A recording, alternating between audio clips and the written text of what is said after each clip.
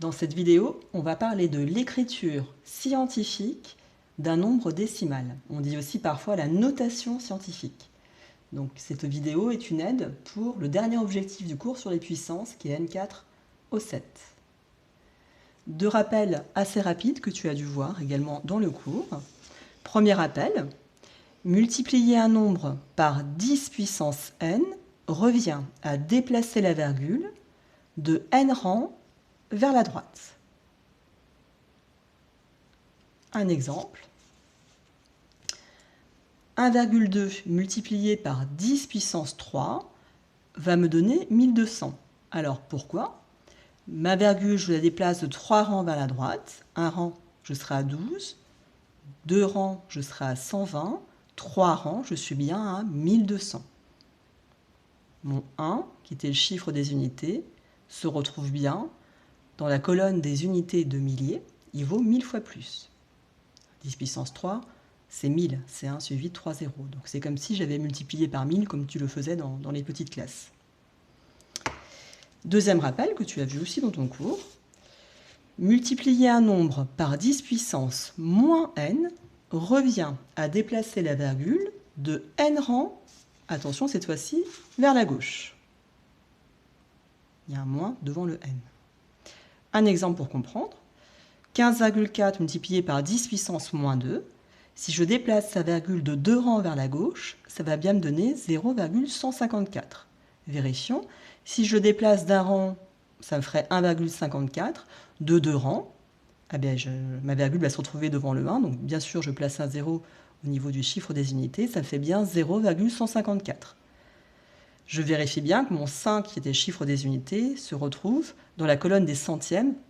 Et oui, il vaut 100 fois moins. 10 puissance moins 2, c'est 1 centième, c'est 0,01. Donc, j'ai bien déplacé ma virgule de 2 rangs vers la gauche. Donc, quand il y a un moins, c'est vers la gauche. Quand il y a un plus, alors qui n'est pas écrit, ça tu le sais, c'est vers la droite. Rentrons dans le vif du sujet de cette vidéo qui est l'écriture scientifique. Alors là, j'ai donné une écriture scientifique. Voici un nombre écrit sous sa forme en écriture scientifique. Alors, à quoi ça ressemble l'écriture scientifique? Ça se présente déjà sous la forme d'une multiplication, on va dire un produit. Il y a deux parties. La première partie, j'ai un nombre qui est compris entre 1 et 10, 10 étant exclu. Qu'est-ce que ça veut dire? En fait, c'est un nombre qui aura un seul chiffre avant la virgule, parce qu'il doit être plus petit que 10. Par contre, ce chiffre-là, il ne doit pas être égal à 0.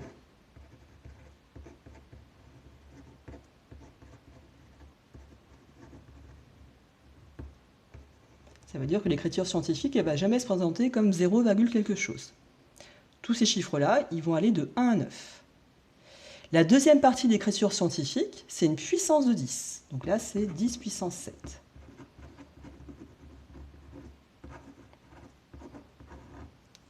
Alors, avant de voir à quoi elle sert et pourquoi on l'appelle l'écriture scientifique, on va prendre des nombres et voir comment on peut faire pour donner leur écriture scientifique. Et après, je te donnerai des exemples concrets. On verra vraiment que c'est très utile.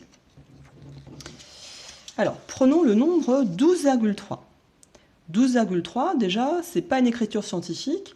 Alors, je vois bien, parce que déjà, j'ai pas une puissance de 10, je n'ai pas fois 10 puissance quelque chose. Et en plus, tu vois que 12, il est plus grand que 10. Donc là, j'ai deux chiffres avant la virgule. Donc qu'est-ce que je fais? Je vais prendre simplement les chiffres de 12,3 et je vais placer la virgule de telle façon à obtenir un nombre compris entre 1 et 10. Donc ma virgule, je vais la placer entre le 1 et le 2. Là, j'ai bien une première partie faite d'un nombre qui est bien compris entre 1 et 10, 10 exclu, ou qui a un seul chiffre non nul avant la virgule qui est là vaut 1. Ces deux écritures, elles doivent me donner la même chose. Donc, il va falloir que je me dise 1,23, je le multiplie par combien pour avoir 12,3? Je multiplie par quelle puissance de 10? Si je suis à 1,23, il faut bien que je déplace ma virgule de 1 rang vers la droite. Donc, je multiplierai par 10 puissance 1. 1,23 fois 10 puissance 1, c'est bien égal à 12,3. Et là, j'ai l'écriture scientifique de 12,3. Autre exemple, si j'ai le nombre 0,075. Donc là, de la même façon, ce n'est pas une écriture scientifique. Je prends les chiffres du nombre et je place la virgule de telle façon à en faire un nombre qui a un seul chiffre avant la virgule et plus petit que 10. Donc un seul chiffre avant la virgule, donc plus petit que 10, et surtout différent de 0 pour ce seul chiffre, et là j'ai 7. Donc j'ai 7,5.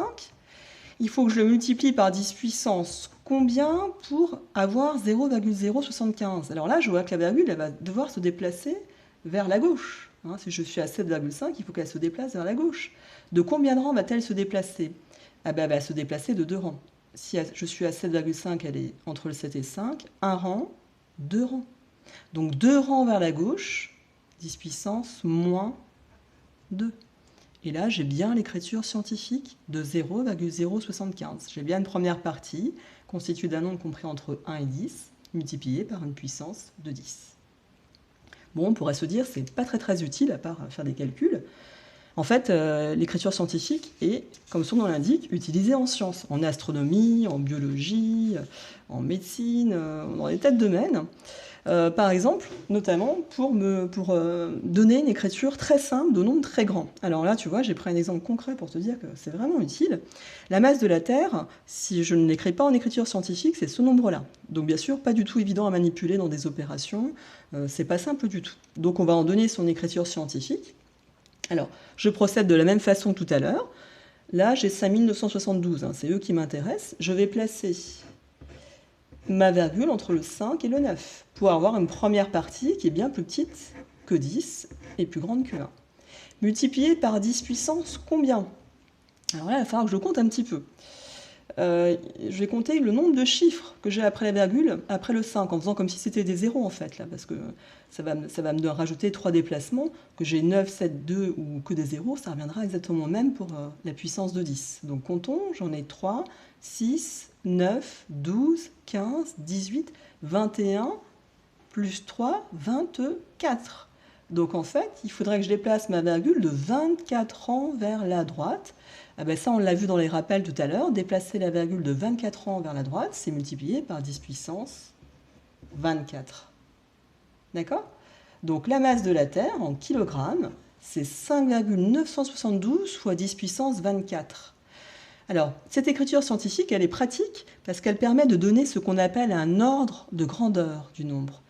Je sais que à peu près, environ, la masse de la Terre, ça va être 10 puissance 24 kg. Et la première partie, elle devient négligeable. Donc 10 puissance 24 kg, c'est 1 suivi de 24 zéros. Donc là, ça donne bien une idée d'importance d'ailleurs de la masse de la Terre. Donc voilà un très grand nombre que l'on écrit bien sûr en écriture scientifique. En science, on ne va jamais travailler avec des nombres avec autant de zéros.